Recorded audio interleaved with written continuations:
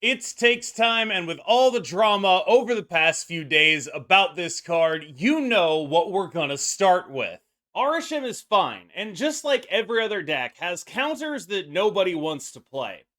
The discussion about Arishem has raged across Marvel Snap social media in the last few days, thanks to content creators and the Discord mods of the Marvel Snap official Discord, sort of soliciting feedback on the card. And I think that what I have learned from this large amount of feedback all being given at once is twofold. I came into the discussion of the opinion that Arishem is basically fine. It's not a huge outlier on win rate. It's not like the worst thing in the world. It's probably not the best deck in the game. It's like pretty good.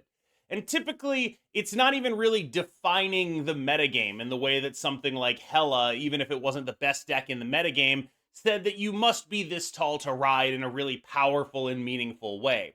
The thing that people don't like about Arishem is losing to random stuff, right? And I am sympathetic to that, but I think I'm not as sympathetic to that as most people because part of getting good at card games is understanding that you will lose to random stuff, internalizing that, and making it clear to yourself that that is fine. You have to be willing to accept that you will lose to random stuff sometimes. In Magic, you will get mana screwed. In Hearthstone, your opponent will draw their combo and you just won't be able to do anything about it. That will happen. And I think a lot of people have complaints about Arishem because it's like, oh, well, the random nature of it makes it impossible to play around everything. I personally find that when I play around Arishem, having to think, what is it that they could have randomly generated to stay in this position is actually quite helpful. It's actually like a meaningful method of trying to deduce what it is that they're doing. Even if you don't think there's anything you can do to predict it, there are things that you can do to narrow it down and think about like what are the range of things that they're liable to play here. I found personally that I am very rarely fully blown out by a randomly generated card in that deck because I'm usually considering what those cards could be that could blow me out 100% of the time anyway. And I am less sympathetic to people who are constantly saying things like, well, this destroys the game, it should be a different game mode. I don't buy any of that. That's how I came into this discussion thinking. Leaving the discussion, I came away with a conclusion that I think might not be what you expect. And it is that if Arishem is bad design, it is bad design in the sense that it throws the futility of it into the face of the player. And here's what I mean by that. I've been playing a decent amount of Pokemon Pocket, right? And Pokemon Pocket has actual literal coin flips in it. And because the RNG in the game is so obvious, you don't have to be very good to figure out, oh, there's a lot of RNG in this game. And I think that a better game would have hidden that RNG more. Because the more people figure out that there is a lot of RNG in this game, the more it becomes a prerequisite. You have to be okay with it if you want to play. And I think that on some level, good game design is about hiding that RNG and putting it in places where it can still impact the game and allow worse players to beat better ones, so you aren't just chess or versus system.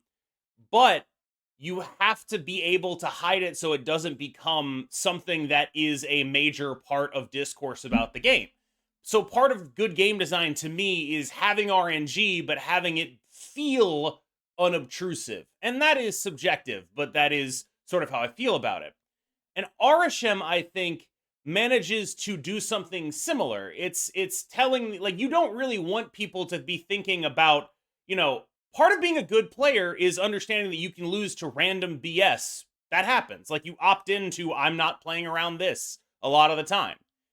And Arishem is a factory of making people feel that.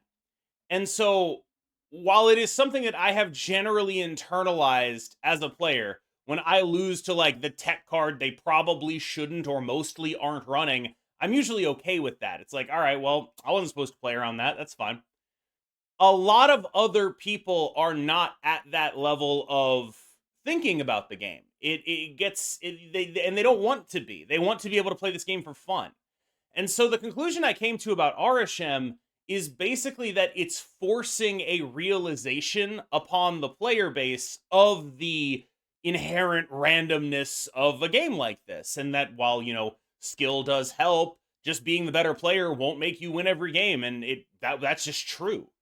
And I think Arishem takes that and throws it in players' faces in much the same way that Pokemon Pocket's coin flips throw the RNG in players' faces.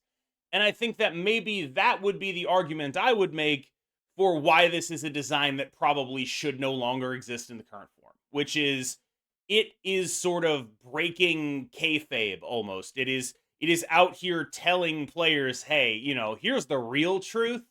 And a lot of people just sort of aren't prepared to deal with that. And ultimately, what I arrive at with Arishem is it's not a balance problem. I think people hate it probably for the wrong reasons. And I think ultimately I understand why people dislike it, but I would try to keep it the way that it is. However, the vast scale of the backlash against Arishem reminds me a little bit of Hela, where it is this card that people are very upset about out of proportion to how good that it is. And I think that is a meaningful note where when people are upset about something more than they probably should be, why is that? And so we have my theory for why that is. I personally think that it would be fine to use this as justification to change or nerf Arishem. I do think that the people saying, oh, it should be a different game mode, oh, it ruins snapping, I don't think any of that is true, to be completely honest with you. I've heard that it's much worse in Conquest. I don't play Conquest. I really wouldn't know. Maybe it's possible that that is true. But what I can tell you is that in ladder experience, at the highest levels, I do not consider this card a balance issue, and I don't think there's a very good argument for it being a balance issue. So the issue has to be located somewhere other than balance. And I think it is located in the fact that it forces people to confront that they're going to lose to the random tech card some of the time. And people talk about like how, oh, it increases the range dramatically. You never know what you're going to play around. I don't really know. Like, I feel the same level of fear playing against anyone who has some cards in the deck that I don't expect that I do against Arishem. If anything, the random tech card in a deck that isn't normally playing that tech card is much more deadly than the randomly generated tech card out of Arishem, because in that deck, you know that they don't have it, and so you're not playing around it, and then it gets you. And so I don't really see a huge difference there between those two experiences, honestly. And I feel the same when I get like, here's a randomly generated Shang-Chi out of Arishem, or here's a Shang-Chi in a deck that shouldn't be playing Shang-Chi. That feels the same to me. And so while it is relevant that people hate Arishem a little more, or a lot more even, than he deserves on win rate, I would say that I think a lot of the reasons for that people give are probably not things that I agree with. Weekly new cards is not good for the game. I would honestly prefer monthly set releases. That would allow a more natural meta. We wouldn't see weekly metas built around a single card and decks built around countering that card. I do think day one is a pretty unfortunate time to play Marvel Snap, but I also think that that's probably intentional, right? Like, when people talk about like monthly set releases, I think that's probably worse because of the way card acquisition would have to work for that. In terms of just letting everyone get all the cards immediately, that would probably lead to a downtick in enthusiasm and a downtick in players. And I think we've seen that across multiple games that do large set releases. The set releases, everyone's excited. You get a couple weeks out of that, and then the rest of the time is not very fun. Even with monthly, it would be the cards release. Everyone's excited. You get a couple weeks out of that. There's 2 weeks of dead time. And I think one thing that Marvel Snap has done really well is avoid all dead time at all costs. There is almost never dead time in this game. On day one of a card's release on Tuesday, well, that's day one of a card's release. Everyone's building around it. Everyone's trying to counter it. Day two, that's a hot location. Day 3, 4, and 5, those are a bit more normal. Day 6, hot location again. Day 7 is the closest thing, that's Mondays, to dead time that this game has. And I'll point out that this is something that I and many other content creators have noticed. On Mondays, viewership is the lowest. People don't watch this game as much on Twitch during that dead time. And so when I think about like what is good for the health of the game, I see a lot of people pointing at like Twitch metrics to point out that the game is in an unhealthy spot. But by the same token, if you accept that Twitch metrics are what makes a game healthy, which, spurious, I admit. I think that doing something like this would be much more harmful to that and to long term interest compared to what we actually have today. We have maybe one kind of dead day in the entire week, and it is enough that I and other creators have noticed that numbers are lower on that day. Imagine if we had 2 dead weeks. The economy would feel, in my humble opinion, actually be better if Second Dinner didn't wait 265 days between putting some cards back in spotlights, like Supergiant. It's like being punished twice, having to wait that long. People could skip a card and see it in 3 or 4 months, and their resources could stretch. This is objectively true, and it is a consequence of the size of Series 5 and the size of Series 4, and the fact that it does not seem to be a major priority to get these cards back in to spotlight caches very soon. And I think my read on that is they feel they need to have some sort of pack filler in there. And in as much as, spotlight caches are packs, I think that's probably a mistake because spotlight caches are not priced like the kind of product that would have filler in it. And the fact that they have filler in it is a huge sticking point for everyone who engages in spotlight caches.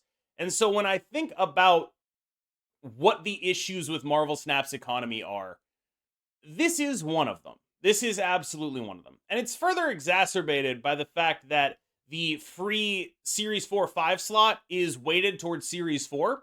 And once you've completed Series 4, whenever you roll Series 4, you get 1,000 tokens instead. So it's not even like fairly weighted for you to pick up cards that are not on the spotlight cycle that week. And I think that makes this even worse. Player skill is much more impactful than obsessing over having the absolute best 12 cards in the deck. Much of the game is navigating locations, understanding power swings, snap and retreat. It's okay if your deck is missing something as long as you're literally a better player. Yeah, that's actually true. Part of what I talk about when I talk about you're the best decks, all that, I'm assuming that you and your opponent are about equally good and that edge in deck building is what's really going to matter, right? If you and your opponent are not equally good, well, that's not a problem then, is it? The issue comes when you get to a level of gameplay where both players are very smart and very good and understand what's going on. At that point, those micro decisions, not just in terms of where you're putting cards on the board, but of what cards you put in your deck, take on paramount importance because they're the only thing that makes a difference between you and your opponent, assuming you're both equally good. In a world where you're just playing against people worse than you, I agree that it does not matter all that much what you're playing, or it matters a little less. But in a world where people are appreciably close to you, maybe a little better, maybe a little bit worse, but close enough, then the cards you're playing really matter. And they're the thing that makes a difference between you and your opponent. And because of matchmaking in a game like this, most people are playing against people who are about as good as they are. And so while it is a reasonable thing to say, look, just get better than everyone you're playing, that ends at some point. Let's say you're hard stuck rank 80 and you get good and suddenly you're a mid-infinite player in terms of play skill. Well, then you're going to get to mid-infinite and you're going to be playing all the people who are about as good as you, and then your deck's really going to matter again. And I think that people, I don't know, I agree. Just be a better player is a meaningful thing, but the system is set up such that your matchmaking is going to be roughly fair a lot of the time. So when it's not fair, I mean, obviously take advantage of that, but you can't count on that. And that's why having a good deck matters, because when you are matched up against people who are as good as you are, being better prepared is how you win.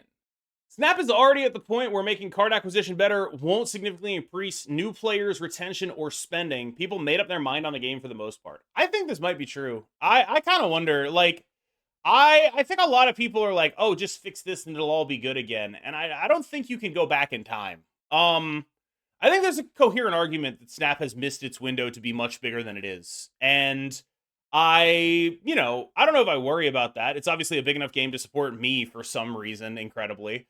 And I think that this is still pretty much a runaway success story for the company, would be how I understand it. And I would argue that whether or not it's going to meaningfully change those things, it is currently being held back by those things. And you would at least want to try to remove the shackles from it that monetization currently represents before saying it's unsolvable, I think.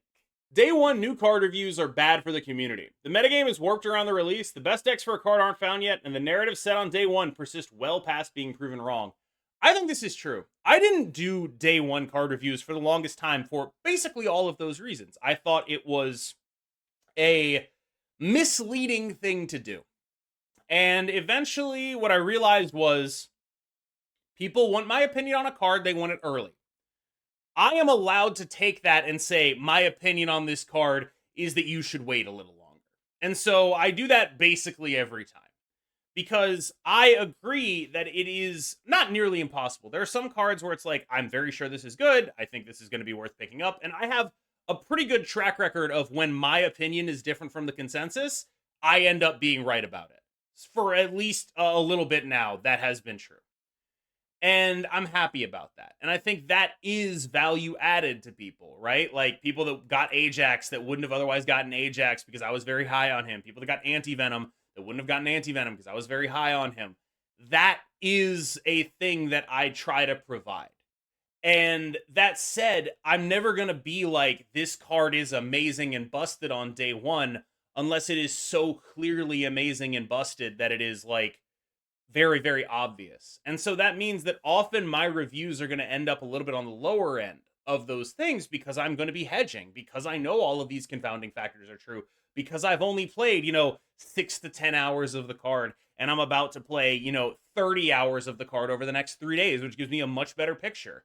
But one of the things that upsets me is people asking so early. Like, I get mad at that on stream, and I wish I didn't, but it's a very frustrating position to be put in because I am in a position where I have to give you a recommendation on what to do with your money.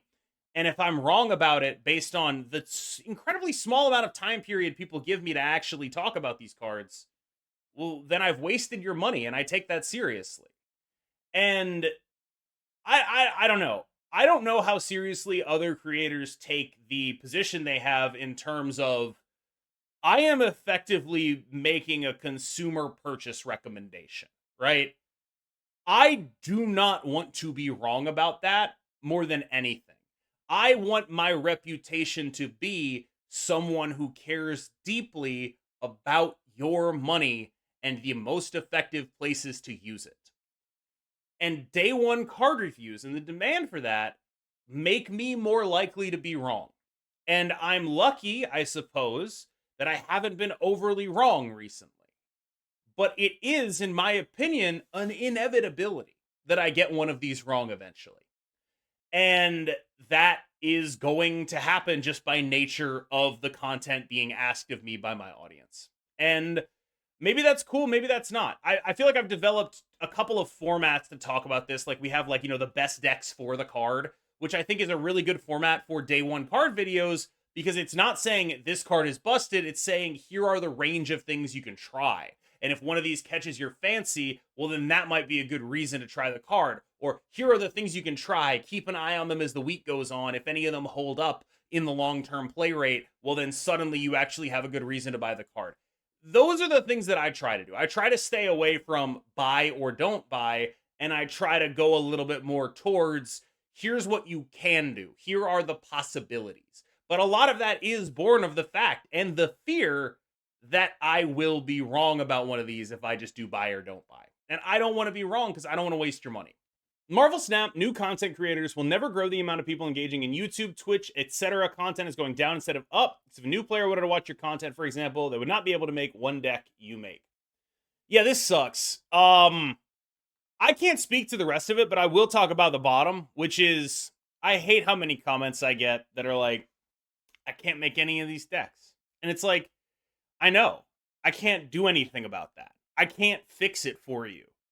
I can't make the metagame have Khazar Zoo in it. I can't do it. And I wish I could, but I can't. And I feel like people, like, it almost sucks. It's like, they're getting mad at me. It's like, go get mad at Second Dinner. Don't get mad at me. I didn't make the metagame like this. I'm a reporter. Like, I'm like a embedded reporter. You know what I mean? Like I didn't do this. And it is a frustrating thing to deal with because I don't know how many people know this, but I wouldn't be involved in card games if it weren't for budget content. There was a column on the Magic the Gathering website back in 2010, 2011, I want to say, where it was like budget standard decks. And that's how I started going to like Friday Night Magics and stuff. And if I didn't do that, I probably never end up playing MTG Arena. I never hit rank 1 on that. I never get good. I never start streaming. I never do any of this stuff. Budget decks are important to me. And the fact that I can't make budget content in this game is one of the things that I like the very least about the acquisition system.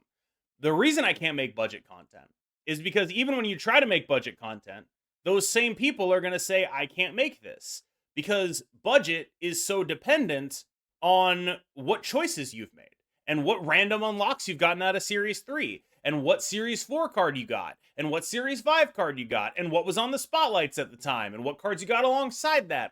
There is no set way to say this deck costs this much. That doesn't exist. And it is a deeply frustrating dynamic to me, because in an ideal world, I would be able to be making a budget Snap channel and I would be able to talk about that and I would be doing that. That's what I would want to do. And I can't. And I think that is a flaw with Marvel Snap's acquisition system. The random spotlighting the caches, the amount of times I get duplicates is ridiculous. I still don't understand why they don't remove it. Well, I can tell you why you get duplicates. The random spotlight in the caches is weighted 66% to Series 4 and 33% to Series 5. This means that over time, you are much more likely to acquire all of Series 4, because there's about a third to a half as many cards in Series 4 as there are in Series 5. And once you've acquired all of Series 4, well, now you're 66% to get a duplicate. Sucks, doesn't it? While Snap's gameplay is light years better than Pocket's, Snap needs to learn how to make acquisition fun. In Pocket, you're still getting a dopamine hit, ripping open a pack that gets you a bunch of stuff that you already have. Boosters and tokens don't feel fun. Yeah, like, when you really get down to it, almost every pack I open in Pokemon Pocket, actually every pack I open in Pokemon Pocket, is something that is not a new piece of content to me. I have every card. The only thing I care about is like cool cosmetics at this point. I have every card. But I still have more fun opening them. And I can't really explain why. The feeling of gaining new game pieces just feels better than opening boosters or whatever. Like, there is a different meaningful feeling to getting something that is actually a game piece that you can look at and be like, oh, I can play this, to boosters, which are cosmetic, and they feel like they don't matter. And so even though, like the last pack I opened in Pokemon Pocket, I got a Dugong. I'm never going to play that. It's got like 3 energy, surf for 90, 120 HP. It's probably not ever going to be a thing that I play. I have like 14 already, but I can tell you what that card was, and I can't tell you what the last boosters I got were, because they weren't an object. Like, you are acquiring an object when you open a pack. And I think there is something to that idea. Bruce Banner should read, when you end a turn with unspent energy, 25% chance to Hulk out for each unspent energy. That way you could skip T4 for 100% chance to transform, more in your control over if and when it happens. I am going to go out on a limb and guess that they explicitly did not want that to exist. I'm just like, this is not like a hard thing to get to the conclusion of. Like, if I had to guess, they did not want you to have 100% control and a guarantee that you could get a Hulk out of Bruce Banner. Just one man's guess, but I do think that would be a very enormously large buff to like every She-Hulk Moon Girl deck. Oh, look, we have random Hulks for free now, right? We just do that because we're skipping turn 5 anyway. I'm pretty sure they didn't want to give a free Hulk to those decks. Just one man's opinion. AV being 2-5 is bonkers. His effect can be worth 12 plus power. Why does it have a premier stat line? Look at Lizard. He's at 2-5 with a downside. Silk, 2-5 with an awkward ability. Not to mention Medusa. Anyway, I'd rather see old cards be brought up to AV level than to see AV get nerfed. Okay, I see this take a lot. Why did they need to give AV a premium stat line? Because it's not good. Like people are like, oh, it's amazing. It's busted now. AV is fine. People bought that. Like, here's what's really frustrating about this discourse to me. If they nerfed it more heavily, people would be like, oh, you bait and switched us. You released this card strong, and then you made it terrible. Look at how badly you nerfed it. The card is fine. The correct move for them is to make it as strong as it can be without being broken. Old AV was up here. New AV is right here. You can still play new AV. You can still do everything with new AV. Unless you're going to seriously contend to me that new AV is busted, which I would vastly disagree with. I don't really know how you can have the opinion of being outraged that he has good stats. He has good stats because his deck building cost is very high, and he's no longer doing as much to offset that deck building cost. And I think that's like very clear. This thing doesn't exist in a vacuum. It's not like they just made 2/5 anti-venom and they were like, let's do that. This thing exists in the context of how do we nerf 2/4 anti-venom? And we take a point of power off every one of his buffs and we give him a point of power. That's a nerf. It doesn't spring up fully formed. It's not meant to be compared to Medusa or Silk. It's meant to be compared to the card people spent money on and deserve to keep playing. And I think that's exactly the right decision. You make that card as strong as you can because otherwise you are bait and switching. You are bait and switching if you try to balance that card around Medusa after releasing it as strong as it is. You can't do that. It has to be still good because otherwise you have stolen something from people. And so the fact that AV is still playable, that's a feature, not a bug. The card's not busted. It's good. You can still play it. It's not even busted at the 2/5 spot. I don't understand why people feel this way. You don't need to balance a card people spent money on around a lizard. It's not right. All right, y'all. Thank you so much for making it through that video. We did a little bit of a quick hitter topic here after, the 8 minutes I spent talking about Arishem at the beginning. I hope you enjoyed it. As always, I've been KM Best. You've been phenomenal. And I hope to see you in the next one. Please remember to like and subscribe if you support the channel. And if you don't, and you made it this far anyway, well, bad news, you're supporting the channel, so you might as well like and subscribe. Have a good one.